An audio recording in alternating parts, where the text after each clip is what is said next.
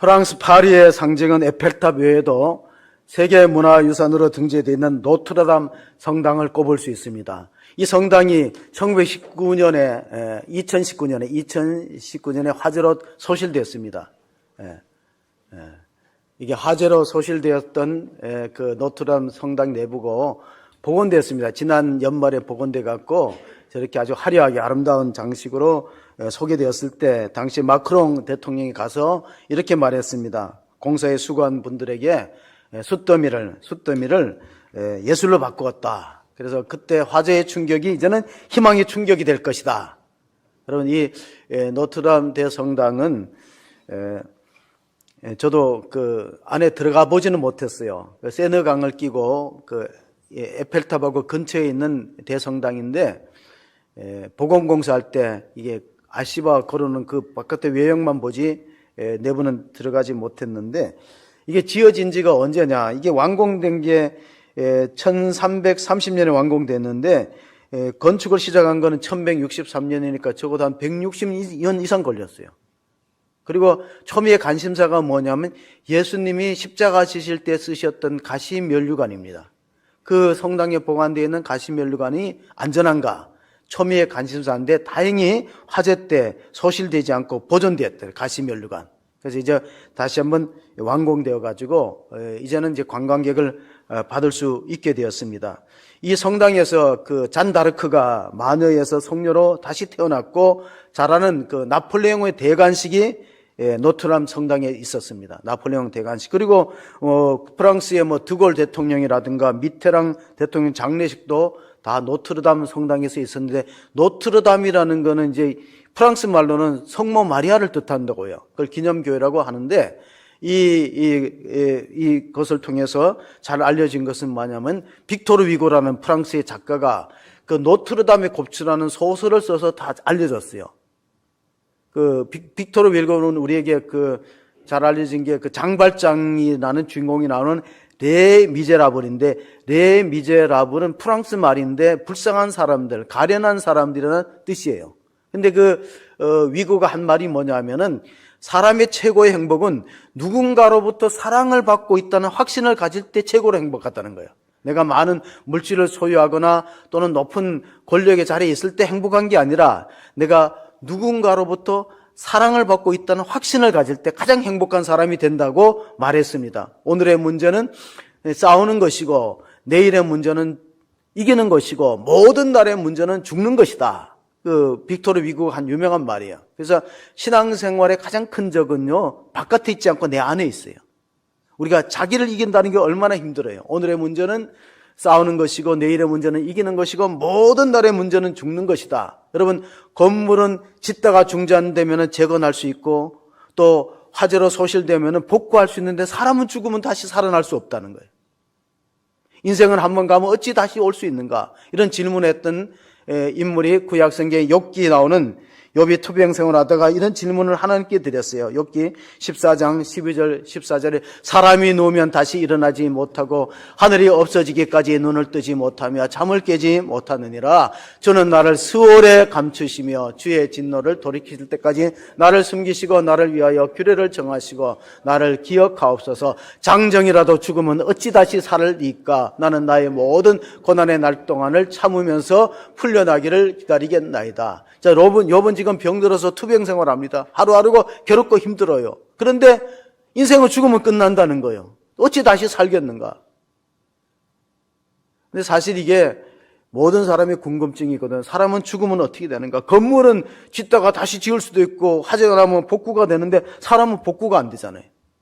장정이라도 한번 죽으면 어찌 살아날 것이냐? 그러다가 이 욥기 끝에 가면, 구약성경 욥기 끝에 가면 하나님을 만납니다. 그리고 이렇게 고백합니다. 내가 그동안은 하나님이 귀로 들었는데 이제는 눈으로 뵙고 티끌과 재 가운데서 해결하나이다. 그러니까 들은 풍물로 신앙생활하다가 정말 하나님을 만났어요. 영적으로 체험하고 인격적으로 만나고 나서는 자기의 죄를 고백하고, 이렇게 욥기 19장에 보면은 욥이 가졌던 다시 새로운 기대가 있는데, 그게 뭐냐면 내가 알기에는 나의 대속자가 살아계시니 마침내 그가 땅 위에 서실 것이라. 내 가죽이 벗김을 당한 뒤에도 내가 육체 밖에서 하나님을 보리라. 그러니까 욥이 기도 중에 역사의 종말에는 구세주가 올 것이다. 대속자라는 건 구세주를 말하는 거예요. 나의 죄를 대신하여서 죄값을 치러주시고 나를 구원의 길로 인도하실 대속자가 이 땅에 설 것이다. 그게 누구예요? 그게 예수님이거든요. 훗날에 나를 위한 대속자가 서면 내가 육체 밖에서 하나님을 보고 이 가죽이 벗겨진 다음에 새로운 몸을 입을 것이다는 부활의 소망을 말하기도 했습니다. 어떻게 보면은 우리 인류가 가장 풀지 못하는 숙제가 있다면 죽음의 문제예요. 이건 권력으로도 안 되고 지식으로도 안 됩니다. 과학으로도 안 돼요. 그런데 인류의 마지막 원수가 뭐냐? 이 극복해야 될 대상이 이 고린도전서 15장에 보면 사도 바울이 이런 말을 외쳤습니다. 그가 모든 원수를 그 바라에 둘 때까지 반드시 왕노릇 하시리니 맨 나중에 멸망받을 원수는 사망이니라. 자, 우리가 원수라 그러면 과거에는 일본이 우리 원수다. 지금은 또 북한이 우리 원수다. 그런데 성경은 우리 원수가 사망의 세력이라는 거예요. 사망을 극복한다면은 얼마나 그 위대한 과업을 성취한 겁니까? 이 종교는 이 문제를 해결하려고 얼마나 애를 썼어요. 공자의 제자 가운데 게로라는 제자가 있어요. 하루는 공자에게 질문을 합니다.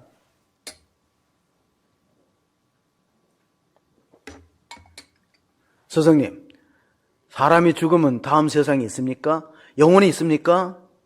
그 소위 말하는 천국과 지옥이 있습니까? 그럴 때 공자가 한 유명한 말이 있어요. 미지생 언지사. 이성도 다 모르는데 어찌 내가 죽음 이유를 언급할 것이냐 하고 말씀하지 않았어요. 오히려 이렇게 말했어요.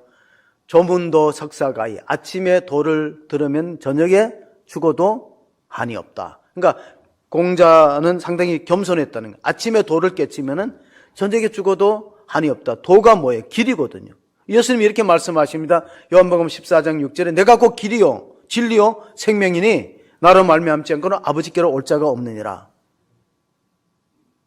여러분, 많은 종교는 이 문제를 극복하고 해결하기 위해서 얼마나 애를 썼어요. 석가모니는 설산에서 6년간 고행을 했다고요. 그리고 보리수 나무 아래서 깨쳐서 깨달음을 얻어서 그 열반의 경지에 들어갔다고 이야기하죠. 그걸 우리가 흔히 말하면 득도했다, 도를 얻었다, 득도했다는 말을 합니다. 그렇지만 아무도 이 죽음의 문제에 대해서는 정확한 해답을 주지 않았어요. 오늘 우리가 읽었던 본문은 요한복음 1장은 나사로의 죽음에 대한 이야기입니다. 오래전에 세상을 떠난 그 성철 스님이 마지막 죽을 때 열반송을 남겼는데 거기 보면은 내 죄가 수미산보다 높다는 고백이 있어요. 내가 무관 중생들을 속여서 내 죄가 수미산보다 업보가 크고 나는 지옥의 밑바닥에 있다는 그런 고백을 남겼는데 자신이 오랫동안 고행하고 수도 생활했지만은 구원의 확신을 말하지는 않았어요. 근데 예수님은 오늘 요한복음 11장의 나사로의 가정에서 분명히 나는 부활이요 생명이라고 외쳤습니다. 우리가 시작되는 앞부분에 3절 4절을 읽어보시면 이에 그 누이들이 예수께 사람을 보내어 이르되 주여 보시옵소서 사랑하시는 자가 병들었나이다 하니 예수께서 들으시고 이르시되 이 병은 죽을 병이 아니라 하나님의 영광을 위함이요 하나님의 아들이 이로 말미암아 영광을 받게 하려 함이라 하시더라. 자, 영광 받는다는 건 새 생명 가운데 거하고 부활의 능력을 입을 때 영광이 되는 겁니다. 그런데 오늘 나사로가 병들어 죽게 되었을 때 마리아와 마르다 누이 동생들이 빨리 사람을 보내서 오라 그랬어요. 여러분, 우리가 가끔 운행하다 보면 119 차들이 가면 다른 차들이 빨리 비켜줘야 됩니다. 위급 환자가 타고 있다는 거예요. 그러니까 나사로의 가정에 오빠가 병들어서 지금 죽음을 앞두고 있으니까 예수님 빨리 가야 되는데 뭐 이틀을 더 지체하다 갔어요. 그 이유가 뭐냐면 나사로의 죽음 이후에 다시 살려서 예수께서 하나님의 아들이심을 보여주고 많은 사람들을 믿게 하기 위해서 의도적으로 그렇게 하셨다는 사실을 우리가 성경을 통해서 읽어볼 수 있습니다. 오늘 본문이 시작되는 17절 18절을 보시면요, 예수께서 와서 보시니 나사로가 무덤이 있은지 이미 나으리라.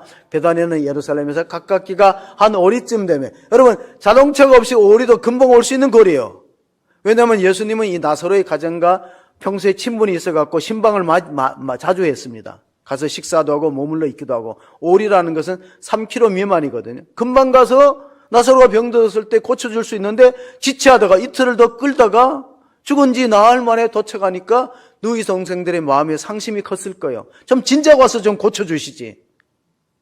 주님이 오셨더라면 소경의 눈을 뜨게 하고 안전병을 고치신 그 전능하신 하나님의 아들이 우리 오라비의 병쯤이야 고칠 수 있었는데 왜 늦게 오셔서 죽게 만들었나. 그런 원망투로 20절 21절 이 말씀하시는 것을 볼 수 있습니다. 마르다가 예수께 오신다는 말을 듣고 건너가 맞이하되 마리아는 집에 앉았더라. 21절 마르다가 예수께 여짜오되 주께서 여기 계셨더라면 내 오라비가 죽지 아니하였겠나이다. 반갑기도 하고 서운하기도 한 거예요. 좀 미리 오셔서 우리 오라비가 병들어 죽을 때 좀 미리 신방 오셔서 고쳐주시지. 이제는 희망이 없습니다. 여러분, 인간의 끝은 하나님의 시작인 걸 믿으시기 바랍니다. 인간은 끝났다. 죽음이 끝난 거예요. 하나님 그때부터 일하기 시작하기 때문에 유대인들에게는 부활의 신앙이 사도행전 24장의 바울의 설교 가운데도 있었습니다. 사도행전 24장 14절 15절 보시면 그러나 이것을 당신께 고백하리이다. 나는 그들이 이단이라고 하는 도를 따라 조상의 하나님을 섬기고 율법과 선지자들의 글에 기록된 것을 다 믿으며 그들이 기다린 바 하나님께 향한 소망을 나도 가졌으니 곧 의인과 악인의 부활이 있으리라 함이니라. 그러면 유대교 안에도 이 부활신앙이 있다는 거예요. 지금 바울이 벨릭스 총독 앞에서 자기가 예수님 만났던 체험을 간증하면서 이 말하는 거예요. 나는 원래 유대교에 속했다. 나는 기독교인이 아니다. 나는 예수를 믿는 사람이 아니고 예수를 핍박하는데 1등 공신이다. 교회를 잔멸하고 지금 여기 다메섹에도 온 것도 예수 믿는 사람 잡아 체포해서 넘기려고 온 거다.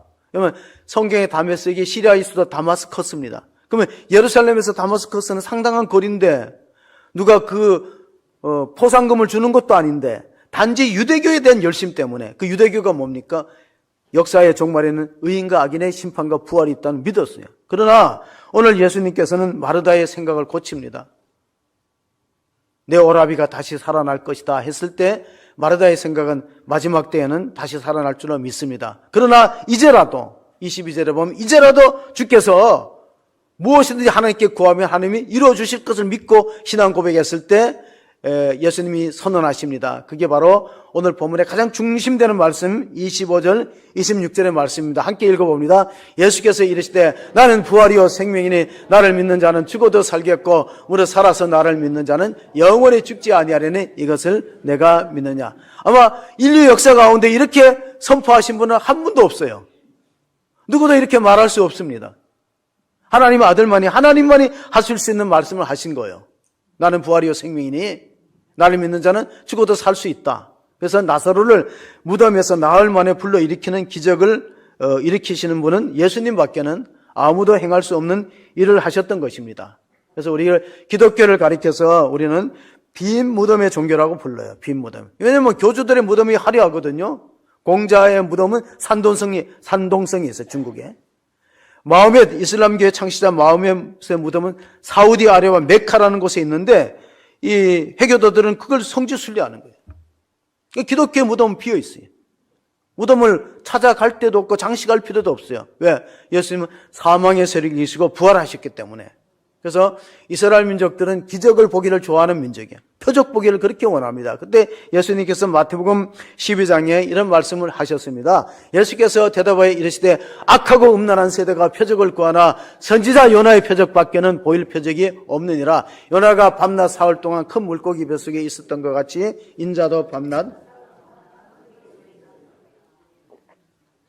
예수님도 아리마대 요셉의 무덤에 3일 동안 계셨어요. 땅속에 있듯이 우리는 땅에다 매장하는 장례 습관이 있다면 유대인들은 동굴을 파서 거기다가 미라 형태로 사람을 관을 만들어서 밀어넣는 그런 장례법이 있는데 땅속에 있었던 같이 내가 인자도 밤낮 사흘 동안 땅속에 있다가 3일 만에 요나가 물고기 뱃속에 나오듯이 예수님도 사망의 세력을 이기시고 나오실 것이다. 그걸 예고하신 것입니다. 어떻게 보면 나사로의 부활은 예수님의 부활의 예고편이에요.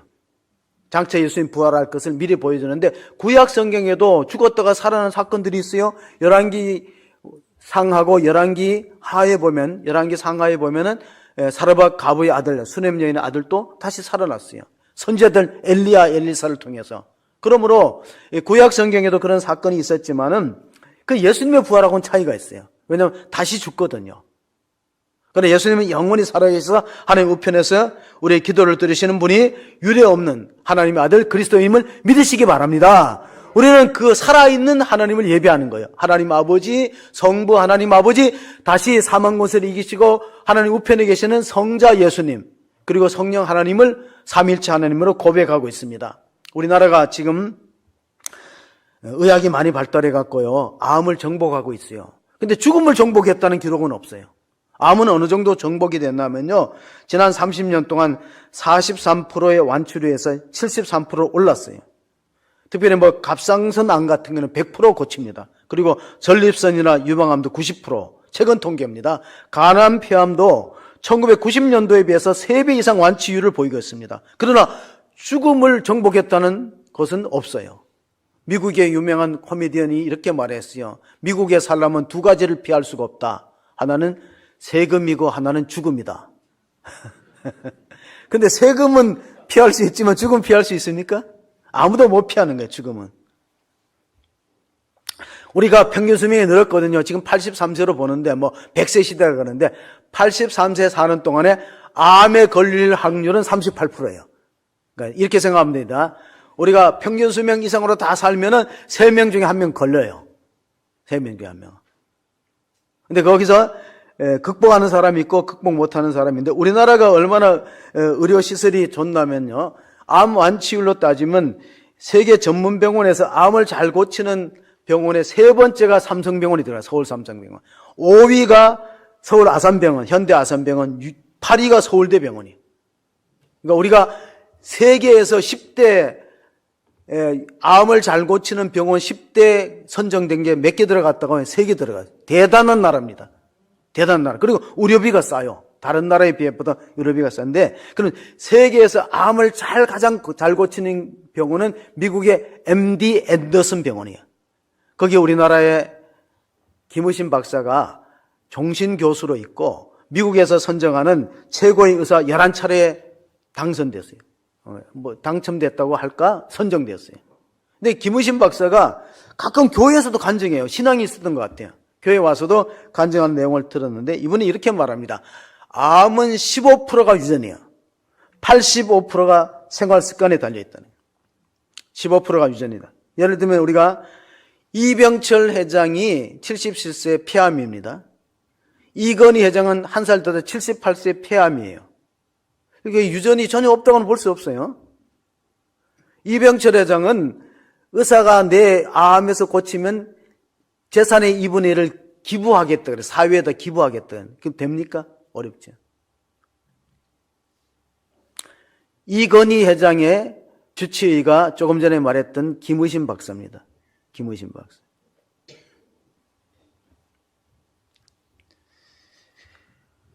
암의 결정적인 원인을 김의신 박사는 이렇게 말합니다. 스트레스다. 스트레스를 받게 되면요, 사람의 몸의 체질이 산성화됩니다. 산성화되면 면역력이 떨어져요. 신체 바이오 리듬이 깨집니다. 그러니까 우리도 하루에도 수없는 그 암세포들이 찾아오는데 면역력이 있기 때문에 이게 발병이 안 되는 거예요. 그런데 스트레스를 받거나 잠을 못 자거나 불안한 채로 극도로 분노한 채로 그렇게 살아가다 보면은 그 면역력이 저하되면서 암이 딱 생기는 거예요. 그래서 암을 이길 수 있는 방법이 성경에 있어요. 그게 뭐냐면 항상 기뻐하라, 쉬지 말고 기도하라, 범사에 감사하라. 안 걸려요. 근데 그걸 못 지키니까 걸려요. 그러니까 감사하는 마음이 항암제인데, 그 김의신 박사가 아마 신앙생활 하는지 이런 말 했어요. 성가대에 있는 사람들이 NK세포가 가장 많다고 그랬어요. NK세포가 뭐냐? 내추럴 킬러 세포예요. 찬양하고 감사하고 기뻐하니까 이 병을 이길 수 있는 면역이 생기는 걸 믿으시고, 우리가 주님의 가르침 따라서 항상 기뻐하고 쉬지 말고 기도하고 범사에 감사하는 신앙생활 될 수 있기를 바랍니다. 원망 불평하고 짜증내고 이러면요, 이게 남에게 가기 전에 내 몸이 상하는 거예요. 그래서 우리가 서로 사랑하라는 것은 과거에는 도덕의 계명이었어요. 서로 사랑하라는 건 윤리적인 계명인데 이제는 건강의 계명이에요. 지금 혹시 누구를 극도로 미워하거나 증오하고 이러면요, 내가 이 건강에 상당히 위기가 있다는 걸 아셔야 되는데 그걸 아는 사람들이 많지 않기 때문에 우리가 사망을 극복할 때 이 복음이 기쁜 소식이 됩니다. 그러니까 이 죽음을 정복했다는 것보다 인류에게 더 큰 기쁨의 소식이 없는데 성경 그걸 약속하는 거예요. 고린도서 15장 55절 보면 사망한 너의 쏘는 것이 어딨냐 외칩니다. 사도 바울이 고린도서 15장 부활장에서 외치는 내용을 고린도서 15장 55절 56절에 보시면 사망아 너의 쏘는 것이 어딨냐, 사망아 너의 이기는 것이 어딨냐, 사망에 쏘는 것은 죄요 죄의 권능은 율법이다 그 말씀이었어요. 우리가 디모데서를 읽어보면요, 디모데후서 1장 10절에 보시면 예수님께서 사망을 피하시고 복음으로써 영생의 길을 마련했다 이런 말씀이 디모데후서 1장 10절에 기록되어 있어요. 사망을 피하시고 복음으로 영생의 길을 여셨다. 이게 디모데후서 1장 10절인데 가만히 보면 요즘에 이제 경기가 어려우니까 상가에 폐업했다는 문구가 많아요. 근데 복음은, 성경은 사망을 폐업시켰다네.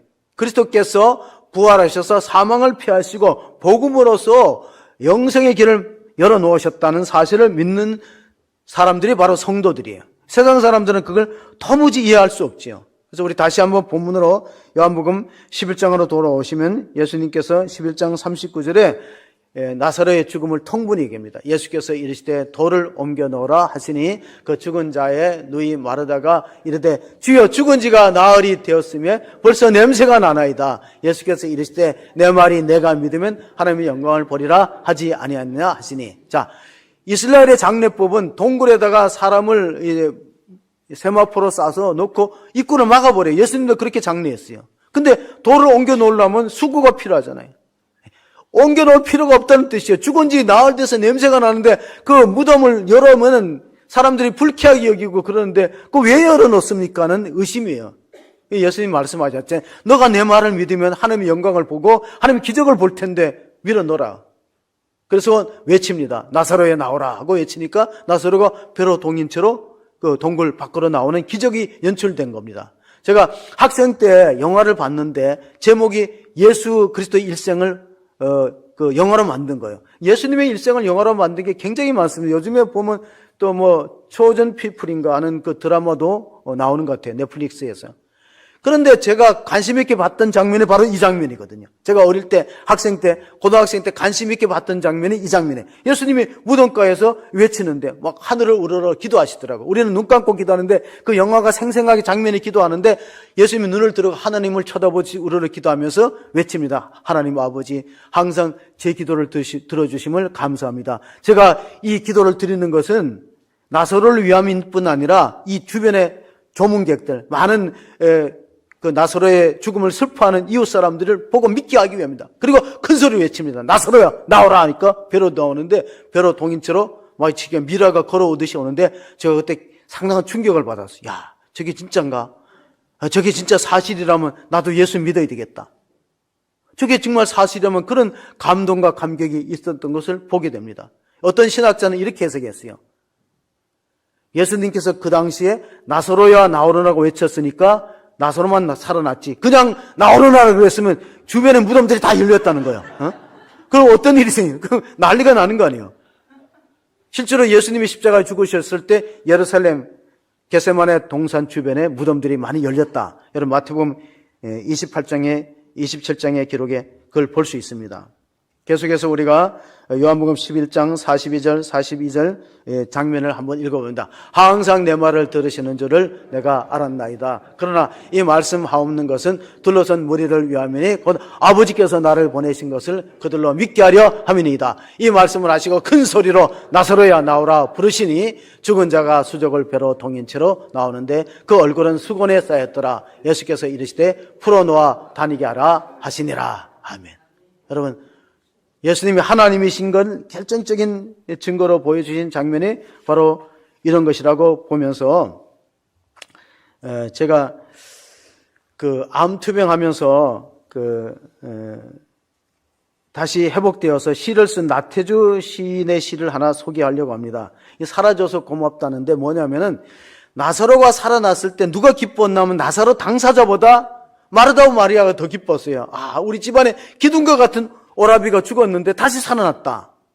이제 나태주 시인도 사라져서 고맙습니다. 죽을 병 걸려 반년 병원에서 엎드려 있다가 구사일생으로 풀려나온 날 사람들은 나를 만날 때마다 사라져서 고맙습니다. 인사를 했다. 아, 왜 내가 살려줘서 고맙습니다. 이렇게 인사해야지. 저쪽에서 거꾸로 사라져서 고맙습니다. 인사하는 걸까? 그때는 그것이 궁금했습니다.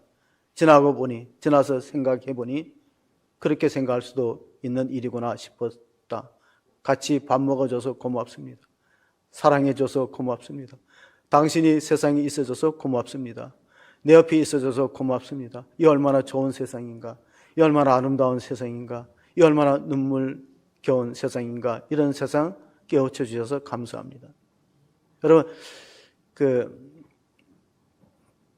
나태주 시인은요, 췌장암에 걸렸어요. 다른 사람이 다 못 산다 그랬습니다.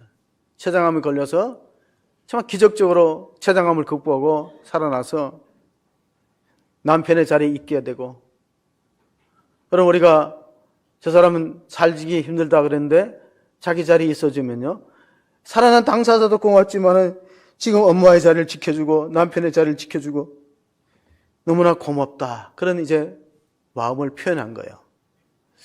이번에 교회를 다니는지 또 다른 시가 하나 있는데 하나 소개해드리겠습니다. 예. 제목이 교회 국수입니다. 교회 국수 아시죠? 교회 국수 안 드셔보셨어요? 오늘 교회 국수 먹는 날인데, 예, 시의 제목이 교회 국수입니다. 국수는 잔치 음식, 잘 살았구나, 그래 고맙구나 서로 칭찬하며 나누어 먹는 음식. 나는 예배하러 교회에 나가지만 국수 얻어먹기 위해서도 교회 간다.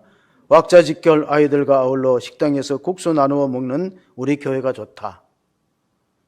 어렵지 않죠? 감동이 이렇게 없으세요?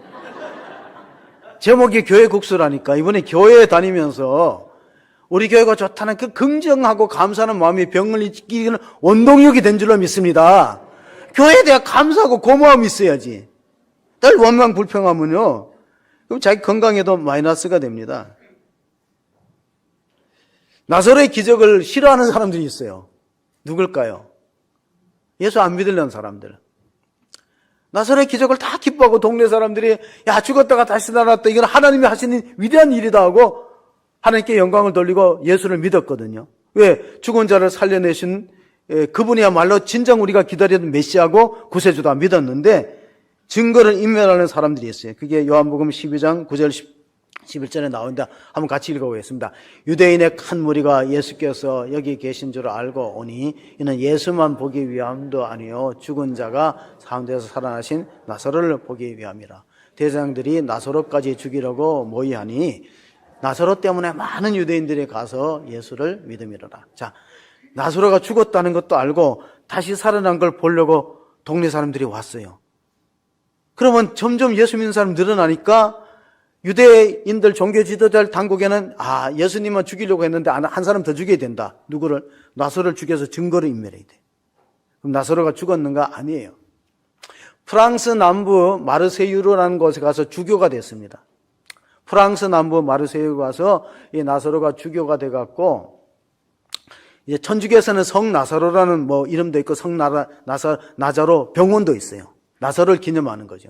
그리고 나서 도미티안 황제 때 순교했습니다. 도미티안이 어떤 사람이야? 오늘 썼던 요한복음을 썼던 사도 요한을 귀양살이 보낸 사람이 도미티안이라는 황제예요. 도미티안.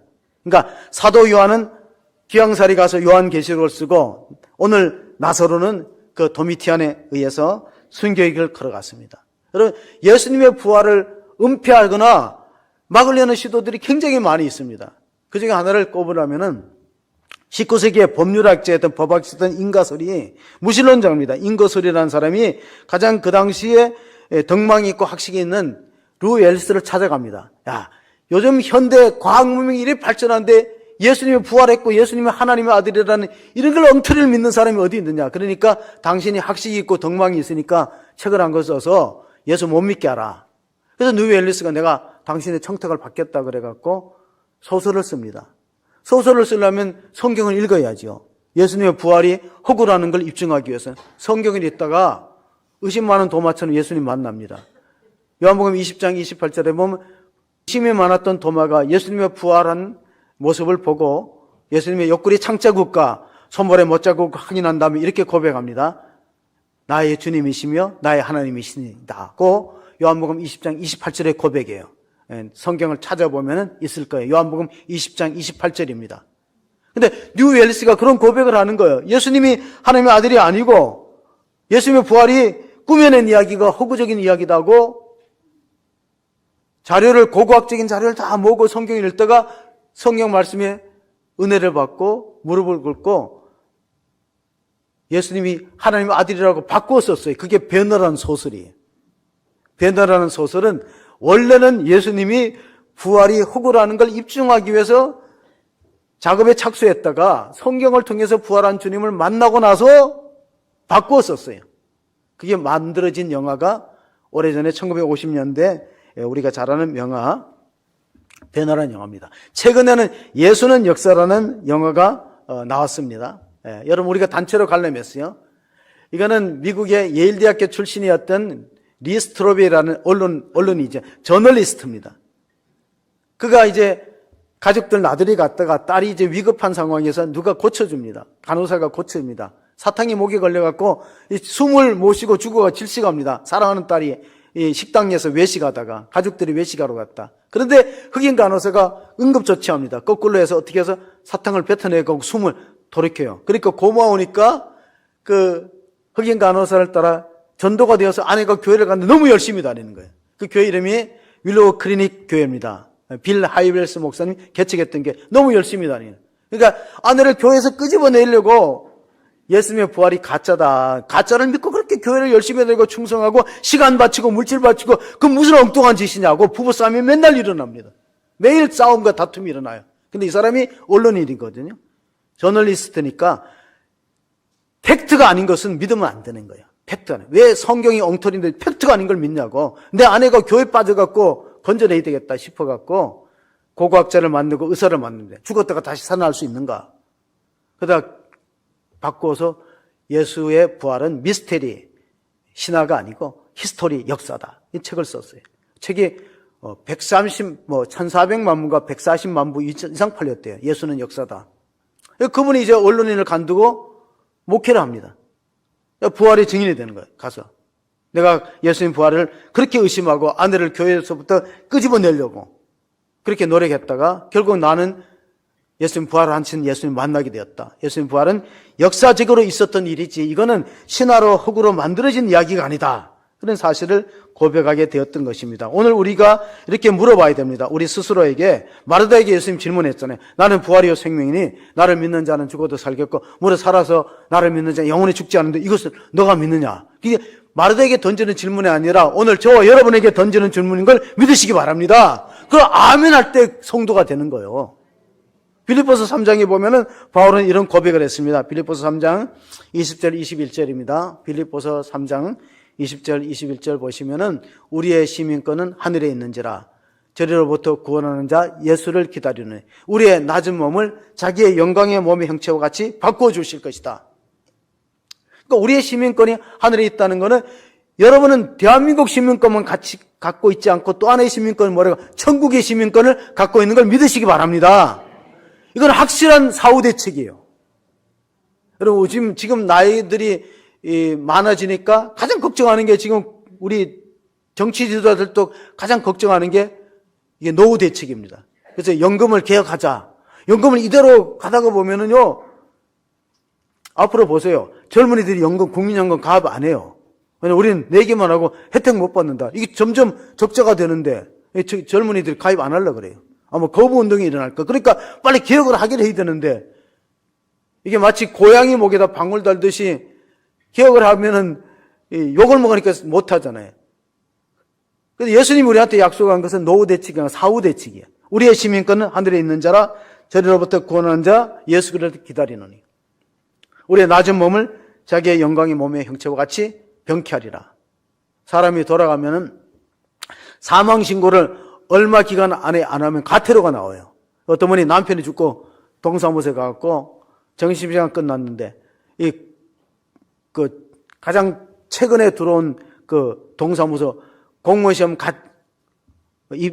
그 합격해서 온 보니까 아주 습관적으로 아주 말합니다. 사망신고하러 왔다 그러니까 대뜸 하는 말이 본인이세요? 물어보잖아요.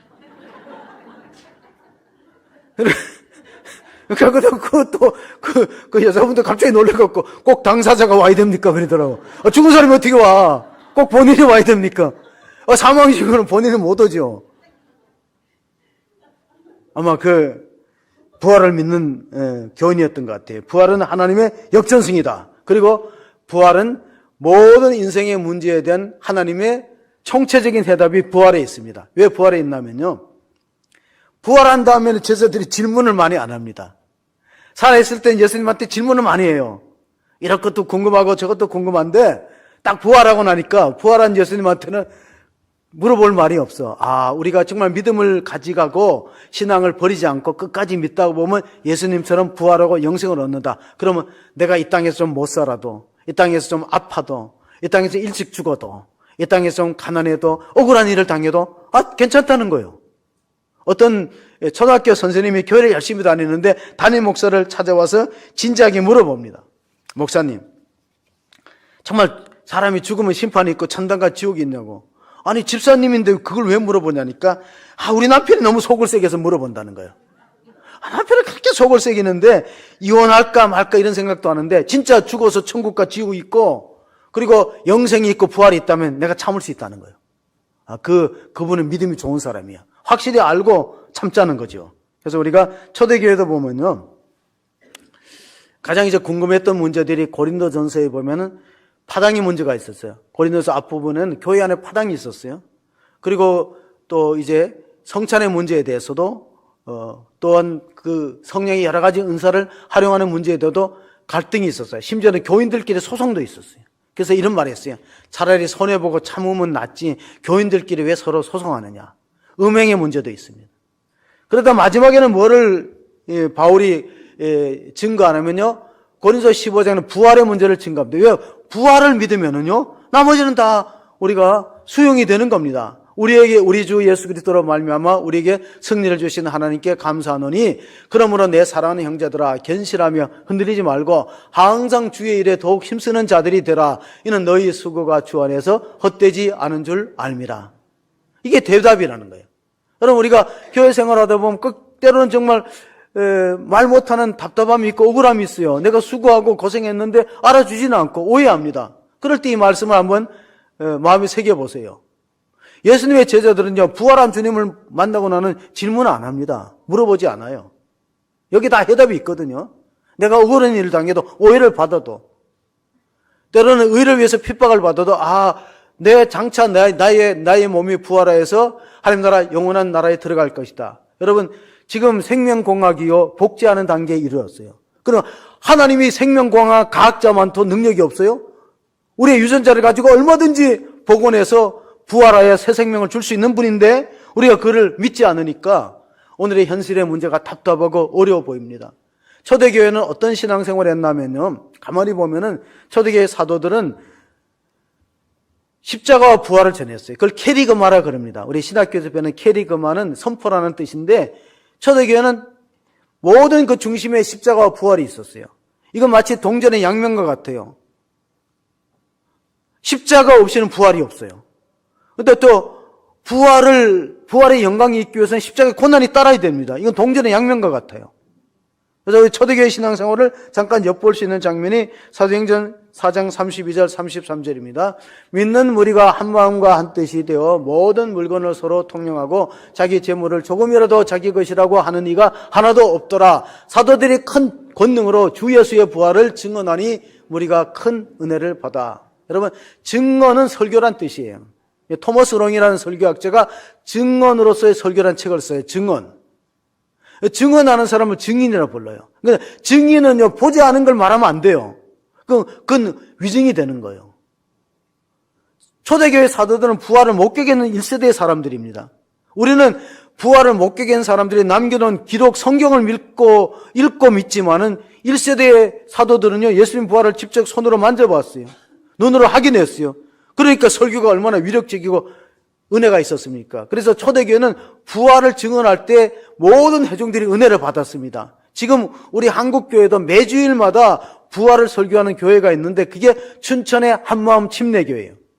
이번엔 30대에 늦게 개척을 했는데 오직 매주마다 부활을 설교해요. 우리는 부활절에만 하죠.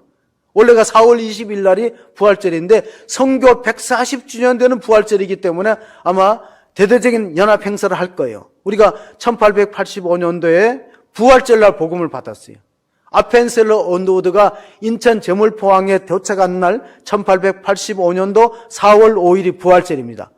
원래는 4월 20일인데 그게 140년 만에 우리가 부활절을 맞는 거예요. 초대 교인들 부활의 메시지를 듣고 은혜를 받고 자기 물건을 자기라고 것이라고 소유를 주장하지 않고 내어놓았어요. 그리고 그때 은혜 받았던 바나바가 구브로 출신의 바나바가 밭을 팔아서 사도들 발 앞에 두었고 그걸 흉내내었던 아나니와 삽비라는 목숨을 잃었습니다. 왜? 교인들의 존경과 영광을 받기를 원하지만 거기에 따르는 헌신은 하지 못했을 때 그 괴리감 때문에 하나님의 심판이 임했다는 사실을 기억하면서 오늘 우리 호수중앙교회는 부활의 신앙으로 새롭게 일어날 수 있는 교회가 될 수 있기를 바랍니다. 또한 우리가 사망 것을 이기시고 부활하신 주님을 믿음으로 고백하면서 이 부활의 증인이 되는 사명, 이 전도자는 부활의 증인이 되는 사명을 감당하는 일꾼입니다. 우리가 호수중앙교회가 정말 이 어려운 시대에 정말 이 희망이 보이지 않는 그런 암울한 시대에도 복음을 받았던 선조들의 역사를 우리가 회상하면서 우리도 복음의 능력으로 재무장하여서 그리스도의 증인되는 부활의 증인되는 사명을 감당하는 교회와 성도가 되시기를 주의 이름으로 축복합니다. 아멘. 하나님 아버지 감사합니다. 오늘 나사로의 무덤 앞에서 슬픔에 젖어 있는 마르다와 마리아를 주님께서 새로운 소망으로 은혜 주시고 나는 부활이요 생명이니 나를 믿는 자는 죽어도 살겠고 무릇 살아서 나를 믿는 자는 영원히 죽지 않는다는 약속을 주었습니다. 하나님 이 부활의 약속은 오늘 우리 성도들에게도 마음에 새게 될 귀한 말씀인 걸 알고 우리 호수중앙교회가 부활에 증언되는 공동체가 되게 하시고 또 우리 가족들이 이 복음의 말씀을 듣고 희망을 가지고 이 어두운 세상 고통이 가득한 세상에도 절망하거나 좌절하지 않게 하시고 이 고난을 극복할 수 있는 오늘의 현실이 우리가 부활신앙으로 말미암아 달라지는 은혜를 경험하는 그런 성도들과 교회로 세워주옵소서. 우리 구주 예수 그리스도의 이름으로 기도합나이다. 아멘.